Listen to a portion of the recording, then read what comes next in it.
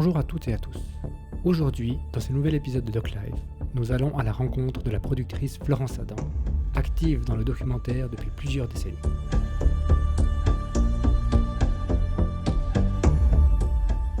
Bonjour Florence, merci de me recevoir dans tes locaux ici à Neuchâtel. Est-ce que tu pourrais te présenter en quelques mots?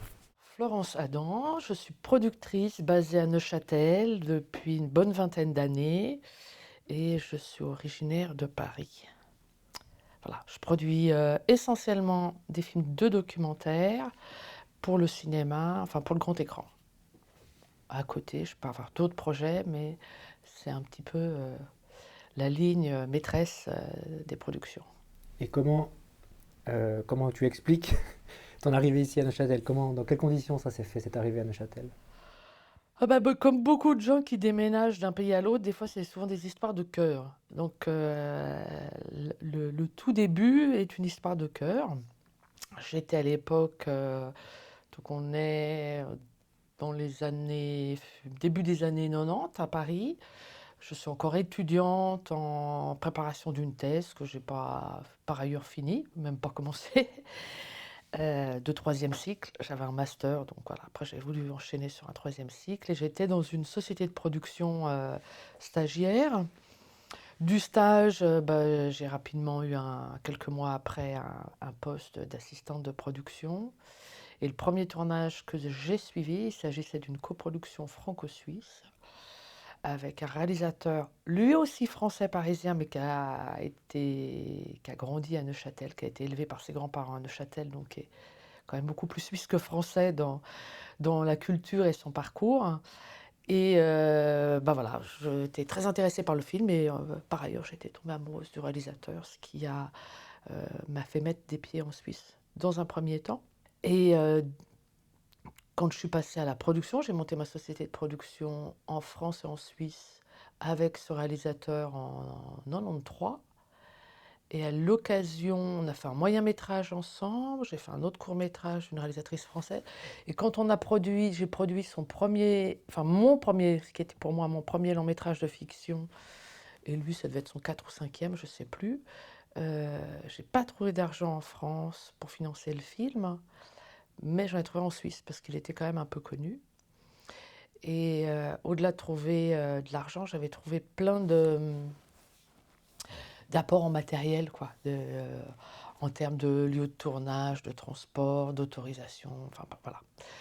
Et en faisant ce film, oui, j'ai côtoyé pas mal la profession en Suisse. Je m'y suis plu, et puis de fil en aiguille, j'étais pendulaire entre Paris et Neuchâtel, jusqu'au jour où j'ai fait la rencontre de Jean-Marc Anchaud, qui a été en quelque sorte un peu mon mentor, qui m'a proposé de produire le prochain film de ce réalisateur, mais au sein de sa structure, les productions JMH. Donc je suis venue, et puis ce qui devait être pour quelques mois le temps d'un film, j'y suis restée très très très très longtemps, jusqu'en 2016, date à laquelle, avec Mathieu, on a créé ma société JMH Philofilm.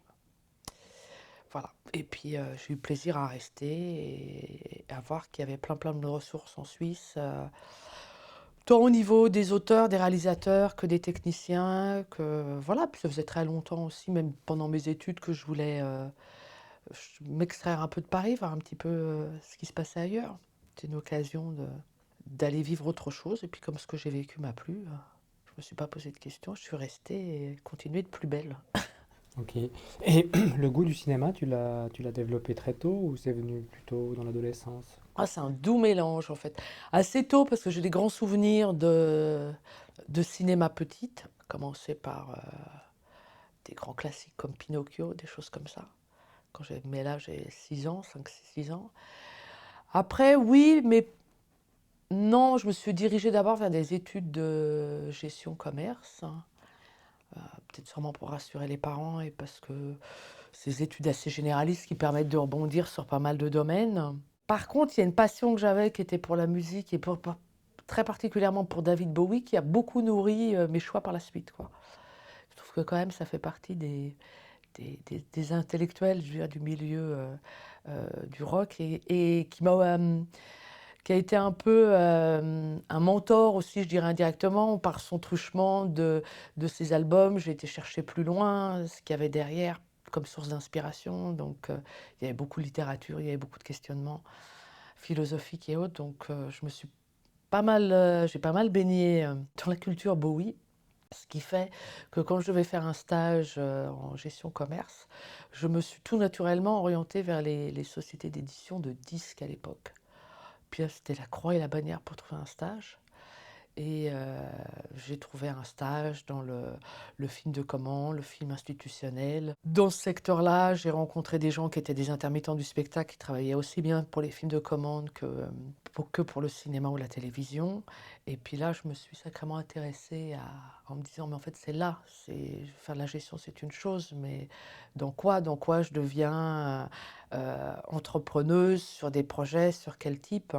Et à partir de là, donc mon premier cycle d'études universitaires s'est fait en gestion commerce et après, j'ai complété par des études cinématographiques universitaires pour me forger un regard, une culture générale et pas simplement, sans savoir que j'allais devenir productrice, du reste, j'allais à tâtons. Et puis ça s'est imposé à moi tout naturellement, voilà, au cours de mes études. Donc je me suis dit, mais c'est là que je me sens à l'aise, c'est là que je pense pouvoir apporter des choses à un film, à une équipe, en premier lieu à un auteur-réalisateur. Et voilà, donc ça me permettait d'avoir une formation à la fois artistique et un peu de gestionnaire, quoi, qui sont les deux pivots de la production. Tu parlais de ta rencontre déterminante avec Jean-Marc Anchaud. Est-ce que tu dirais que c'est à ce moment-là que tu as vraiment fait ta vraie formation, que tu as appris un peu le métier sur le terrain, ou tu avais déjà suffisamment d'expérience et tu as juste pu compléter et diversifier tes compétences? Alors,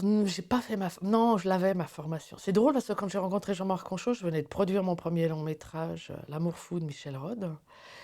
Et il a balayé ça d'un trait de oui, non, mais ça compte pas, ça compte pour du beurre, alors qu'il y avait eu un travail mais phénoménal pour arriver à faire un long métrage en Super 16 avec une petite équipe. On a dû avoir au final 5 semaines de tournage. Ben, on était 15-20 entre la France et la Suisse. Non, quand je le regarde aujourd'hui, je trouve que c'est génial, quoi, le boulot qui a été fait là-dessus. Donc, j'ai fait mes armes, et c'était une façon de me piquer un peu. Ce qui m'a apporté, je pense, c'est d'être beaucoup plus efficace dans mon travail, de ne pas m'acharner sur des projets qui ne pouvaient pas se monter. Parce qu'effectivement, on est sollicité, on a des envies de production. Et puis, bah, il arrive que des fois, on se trompe et que les projets, on ne peut pas les mener à terme, quoi. Et ce qui est essentiel dans ces cas-là, c'est de s'en apercevoir rapidement et de ne pas s'entêter à monter des choses qui ne peuvent pas être montées et qui, si elles sont montées, vont pas marcher, quoi. Il n'est pas question de ne pas être ambitieux, pas motivé et de baisser les bras, mais il y a un laps de temps. Suivant les projets, je jauge et je me dis, là, si ça prend pas, il m'a appris ça. Il m'a appris à avoir plus de nez. C'était pas un bon pédagogue, je pense. Enfin, comme je dis à des personnes autour de moi que ça a été mon mentor, les gens des fois sont surpris parce qu'effectivement, c'était pas un pédagogue, mais il apportait autre chose, une façon de faire. Je l'ai regardé faire, quoi. Je l'ai regardé travailler. Oui, je pense à être plus efficace, à mettre mon énergie là où il fallait, et puis à avoir énormément confiance en moi, quoi. J'ai l'impression que avant la rencontre avec Jean-Marc, je ferai un parallèle avec la natation, je nageais dans le petit bain, et après j'ai pu aller dans le grand bain avec quelqu'un qui n'était pas à côté avec la perche pour me rattraper, qui était plus loin, mais qui me disait vas-y, tu peux nager, quoi. Juste pour situer Jean-Marc Anchaud, pour les gens qui le connaisseraient, qui ne le connaissent pas? Alors Jean-Marc Anchaud, si les gens ne le connaissent pas, on peut voir son portrait sur YouTube. C'est Libre d'accès, un film que j'avais produit, qui est un très beau portrait de Jean-Marc Anchaud. C'est un paysan qui est devenu producteur, un peu par hasard, autodidacte, magnifique, voilà, qui a eu toute une éducation, je dirais, un peu à l'écart d'une culture intellectuelle, qui était plutôt une culture biblique. Puis il a découvert les auteurs très tard, mais quand il les a découverts très bien. Il a commencé à travailler par le TPR. Et puis après, il s'est installé dans la vallée, vers les ponts de Martel, pour faire du fromage de chèvre. Et il y a Maya Simon qui passait dans les marais, parce que c'est une zone marécageuse, pour faire des repérages pour son premier film qui s'appelle Polenta. Puis qu'il n'y avait pas trop de sous, qu'il y avait des soucis et autres. Donc Jean-Marc, voilà, s'est autoproclamé un peu, enfin, Comme il disait, j'ai tenu le cahier du lait. Du cahier du lait est devenu producteur. Il a investi dans ce film. Et rapidement, comme c'est quelqu'un qui faisait les choses avec beaucoup de pertinence, de très bonne intuition, après, il s'est renseigné en disant, mais qu'est-ce qu'il faut que je produise? Quels sont les auteurs? Qui est-ce que je pourrais aider? Je pense que 2 ans après, il produit ni plus ni moins que Robert Bresson, son dernier film qui s'appelle L'Argent, qui est à Cannes en 83. Voilà, il a produit Robert Bresson parce que tout le monde lui disait, mais de toute façon, tous les producteurs qui viennent produire Bresson font faillite. Donc le challenge pour lui, c'était de dire, bah, moi je vais produire Bresson, mais je ne ferai pas faillite. Il n'a pas fait faillite, mais enfin, je crois que c'était pas simple à l'arrivée, quoi.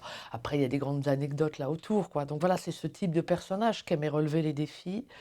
Un épicurien, un amoureux de la vie, des gens, et qui donnait tout, mais qui savait où mettre son énergie.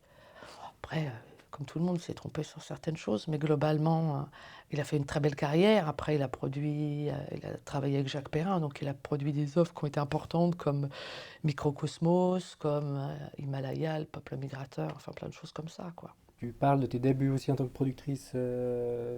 Alors tu me trompes si j'ai mal compris, mais plutôt fiction. Et aujourd'hui, tu produis majoritairement du documentaire.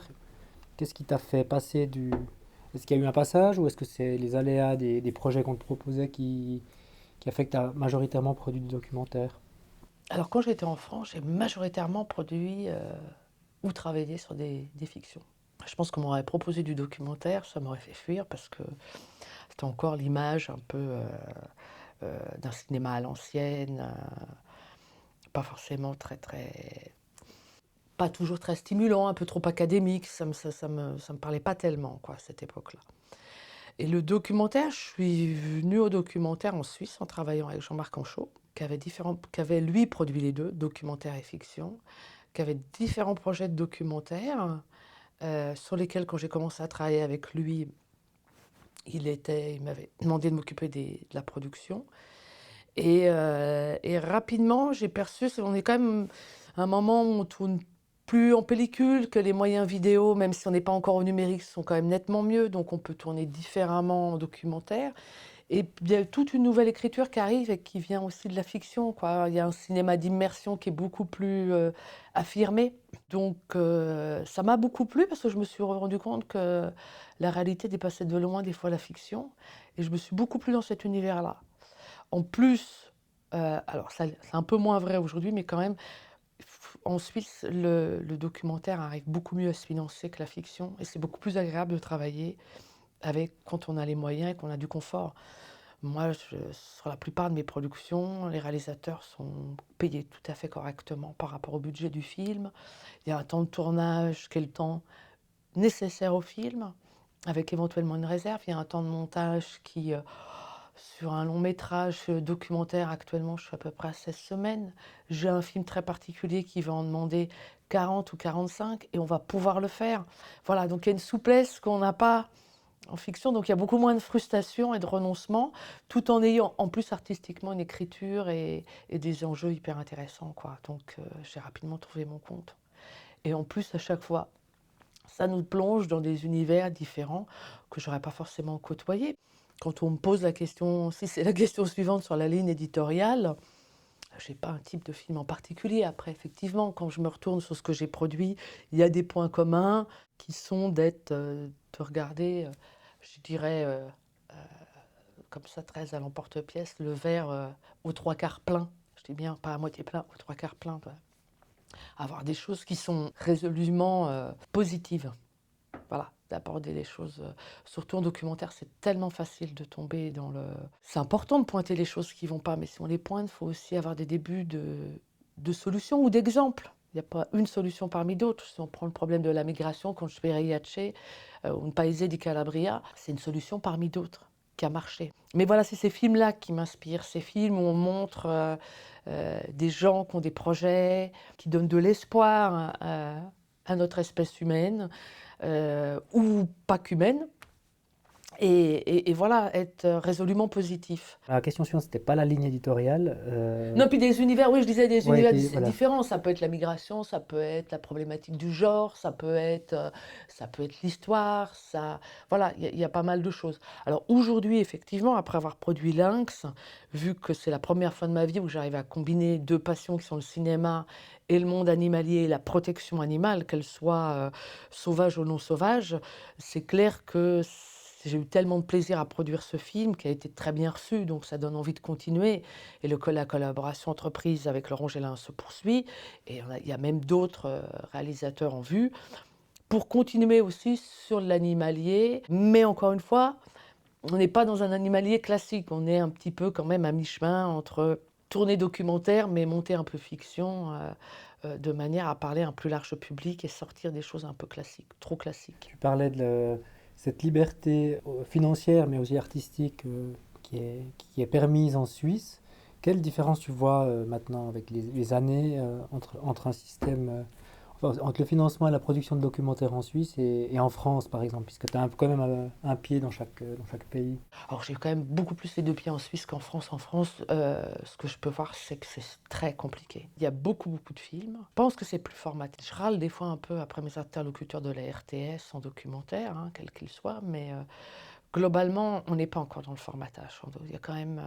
alors des fois, il y a des choses qui ne nous conviennent pas mais en France, ça l'est plus, hormis Arte, et encore, hein, Arte a des exigences. Mais bon, il reste qu'Arte pour un immense territoire, et même deux pays, parce que ça concerne la France et l'Allemagne. Sur les autres chaînes, qui peuvent apporter de quoi financer le film, on est vraiment dans des choses très, très formatées. Alors après, là où il y a la liberté, c'est des chaînes qui vont apporter, je sais pas, 10 ou 15 000 euros pour un film, donc LCP, enfin toutes les chaînes thématiques et câblées, mais c'est pas suffisant. Donc je pense qu'en Suisse, on est plus chanceux. Une grande partie de la profession entre producteurs et réalisateurs de documentaires. Alors, il y a plein de grands documentaristes en France. Mais pour émerger, c'est pas facile. Je pense qu'en Suisse, c'est plus facile. Sur un bon projet, un jeune réalisateur bien accompagné avec un producteur, le parcours me semble plus facile en Suisse qu'en France. Pour être rémunéré, après, effectivement, le documentaire, on peut prendre son iPhone et faire un film au jour d'aujourd'hui. Mais si on a envie d'un film qui a un temps de travail, le temps de travail qui commence aussi par l'écriture, le temps d'écriture, des fois sur des projets, on frôle les 1 an ou des fois plus. Parce qu'il y a un temps de réflexion, de maturité du projet, de revenir, voilà. Mais même si moi et Marie-Pierre, qui est chargée de développement, on accompagne les gens, mais après, on ne peut pas non plus se substituer à eux. On est là pour les accompagner dans l'écriture, pas forcément pour écrire à leur place, pour les guider, pour les encadrer au mieux. Et puis voilà, après, il y a des projets qui ont besoin de temps pour être écrits, puis d'autres un peu moins. Mais donc du temps, ça demande quand même que l'auteur puisse en vivre, que la production aussi puisse un tout petit peu tourner pendant ce temps-là. Donc oui, ça demande des moyens. On ne peut pas toujours faire les choses avec très très peu d'argent, c'est pas possible. Justement, je me mets dans la peau d'un jeune réalisateur ou une jeune réalisatrice qui a un projet, mais qui est vraiment au balbutiement, peut-être même juste une idée, et qui vient te voir. Comment ça se passe? Oh bah, ça m'est arrivé très très souvent parce que j'ai produit beaucoup de premiers films, quasiment. Alors il y a deux types, hein. Il y a des gens qui avaient fait déjà par exemple des films de leur côté, des petits films ou qu'on suivi. Je prends François Yang qui a fait Les Cales, Janine Weber qui a fait Les Cales. Donc il y a des gens qui ont quand même une formation, qui ont un bagage. En fait, moi, comment ça se passe? Si je rentre en production, il y a deux choses. En premier, il y a la personne. C'est la personne et le sujet, c'est un tandem, quoi. Mais il m'est arrivé de partir sur, j'ai notamment un projet en tête, mais il m'est arrivé de partir sur un projet en n'étant pas forcément hyper convaincu par le sujet, mais je suis partie sur la personne. Et à l'arrivée, j'ai eu raison parce que bon, la personne, j'avais pas de soucis, je savais que ça serait une magnifique collaboration, mais le sujet était bien au-delà du point de départ, quoi. Et ça m'a fait évoluer. Donc je pense que le critère numéro un, c'est la personne parce que c'est long un documentaire. Il y a cette phase d'écriture, comme je l'ai expliqué, qui prend du temps, donc il va falloir s'accompagner. Et c'est important, il n'est pas question que les auteurs obéissent à ce qu'on leur dit en termes d'accompagnement d'écriture, mais qu'il y ait une résonance, qu'il y ait une émulation, qu'il y ait quelque chose où ça nous permet de rebondir l'un et l'autre. Voilà, quand des fois on nous envoie un texte et qu'il y a des choses qui vont pas dans la structure et qu'on pointe, si la personne se bloque et veut pas entendre, voilà, c'est pas de qui a raison ou tort. Nous, on est là pour accompagner des auteurs, pour faire émerger une œuvre et que ce film soit très bien. Voilà, ça c'est l'objectif. Alors après, il est bien, moyen, enfin peu importe, mais voilà, l'objectif, il est là. D'emblée, si j'ai un auteur qui se braque, ça va pas marcher, c'est pas qui a tort, qui a raison, c'est voilà. Donc, en général, si j'ai envie de produire la personne, je laisse toujours un petit moment, de quelques semaines, quelques mois, ça dépend, d'échange. On dit, ouais, ton projet m'intéresse, voilà, on va échanger, on va regarder, on va voir comment on arrive à travailler ensemble, si on se plaît, si on convient.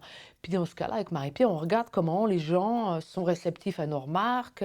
Si on a des gens qui se braquent, c'est compliqué. Donc après, on essaye de les rassurer avant de dire, bon, ben, on va arrêter là.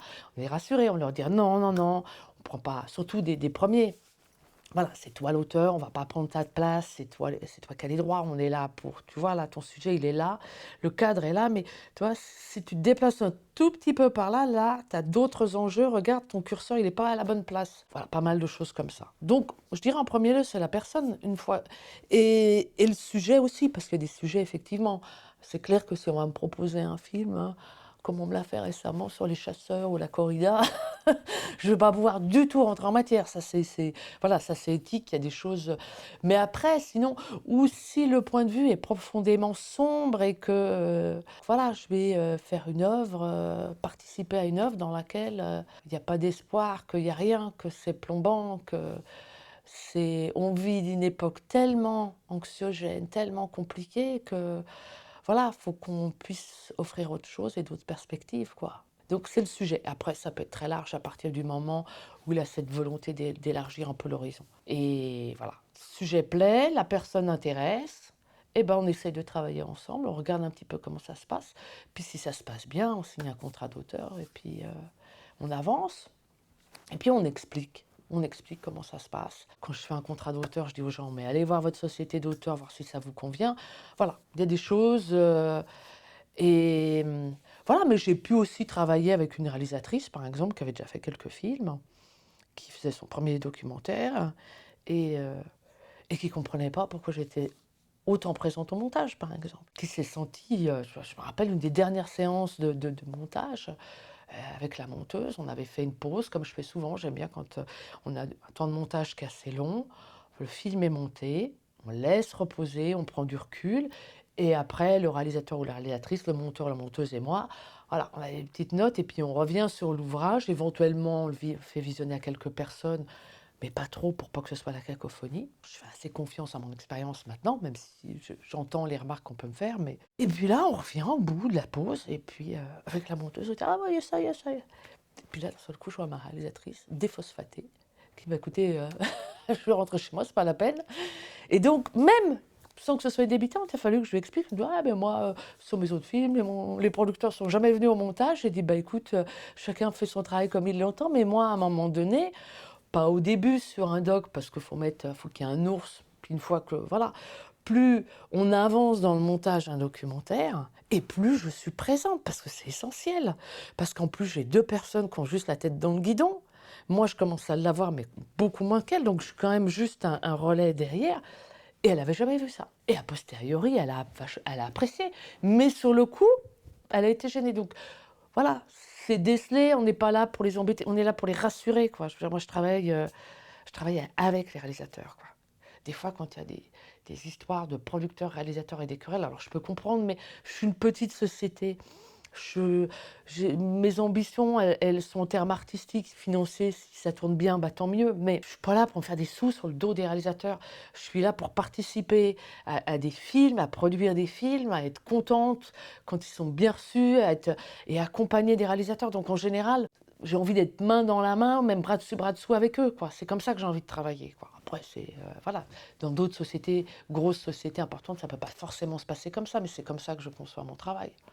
Tu as aussi été, enfin tu l'as toujours d'ailleurs, mais impliqué dans diverses associations, fondations ou fonds de subventions. Je trouve qu'on néglige souvent, ou peut-être qu'on a au début pas envie de le faire ou d'y participer, mais qu'on néglige beaucoup. C'est un métier aussi de réseau, de réseautage. Et moi, c'est aussi ça qui m'intéresse d'avoir ton avis là-dessus, parce que à quel point c'est important, parce que c'est un art collectif, hein, le cinéma, même pour le documentaire. Quand on est dans une petite équipe, il y a toujours beaucoup de gens au final qui participent au projet. Quelle importance tu donnes à ce réseau et comment tu l'as développé? Alors au début, c'était pas mon fort, hein, quand même, les associations, les comités de ceci, de cela, c'était pas le truc dans lequel j'étais le plus à l'aise. Public relations, c'était pas mon principal atout. Heu et en plus, quand j'étais au sein donc des productions JMH, c'était, oui, on est discret, on est voilà, il y a des très, très, très protestant, comme attitude. Donc j'ai mis du temps à trouver ma place au milieu de tout ça. Et puis après, beh, ces dernières années, il s'est passé tellement de choses, dans le cinéma en Suisse et notamment en Romandie, avec la création de cinéforums et autres, avec un outil qui a été créé par les professionnels. Heu, Moi, si je me situe à la création de cinéforums, je suis vraiment dans la périphérie et pas c'est pas moi qui étais, je veux dire au front, hein. Il y a plein de producteurs, il y a plein de il y a plein de personnalités autour qui étaient vraiment, bien plongées. Moi, c'était en périphérie avec Neuchâtel, voir ce qu'on pouvait faire.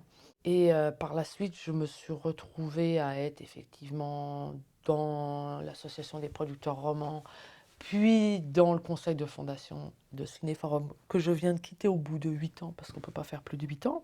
Bah, du coup, j'ai appris tout ça comme ça en côtoyant, en côtoyant ces comités, ces conseils de fondation, en comprenant un petit peu, c'est encore une c'est effectivement, c'est très complémentaire à nos métiers. On a besoin de ça, on a besoin de travailler ensemble pour faire avancer les choses. On a besoin de plus de financement, de rayonnement, de pas, enfin d'imposer, aux plateformes, qu'elles reversent une partie, de leur chiffre d'affaires dans la production nationale. Pour moi, c'est juste, du bon sens, mais ça, c'est mes opinions aussi, politiques derrière. Mais, et là, on peut pas faire ça tout seul et si on va en bénéficier, il faut faire partie du groupe qui est là, qui va travailler en apportant sa pierre à l'édifice, que ce soit sur des réunions avec des réflexions, que ce soit pour faire aller, faire participer à des conférences, au niveau local et autres. Je pense que c'est hyper important aujourd'hui, quoi. On peut plus, c'est encore plus important qu'il y a, à l'époque de Jean-Marc Anchaud. Jean-Marc Anchaud n'était pas tellement dans ces trucs-là, il y en avait beaucoup moins. Maintenant, les choses ont pris une telle ampleur qu'on ne peut pas être à côté et laisser les petits copains travailler pour nous. C'est pas...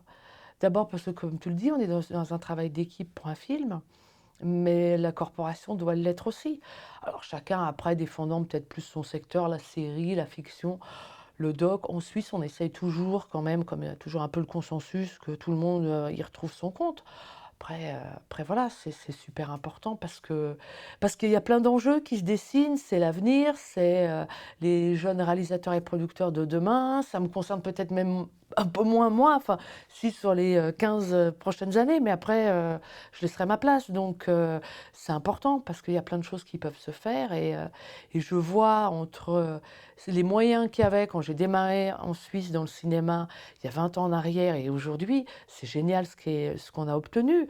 Donc, il faut continuer. La profession, je trouve que le niveau a considérablement amélioré, s'est amélioré et, et que malheureusement, il y a plein de bons projets qui n'arrivent pas à être financés. Donc, si on arrive encore à en faire plus, ça serait génial. Donc, il faut, tant qu'à faire, essayer d'apporter sa pierre à l'édifice et travailler là autour pour réfléchir sur, va falloir se battre sur le prochain Nobilac, sur les fonds incitatifs économiques dans les régions. Il y a plein encore de chantiers sur lesquels travailler parce que c'est tout, pour nous, c'est important.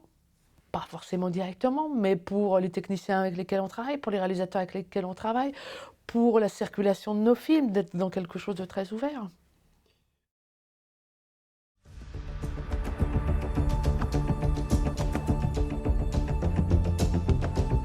Merci à Florence Adam pour le partage de sa grande expérience en tant que productrice. Pour suivre son travail, je vous invite à vous rendre sur son site internet www.jmhphilofilm.com.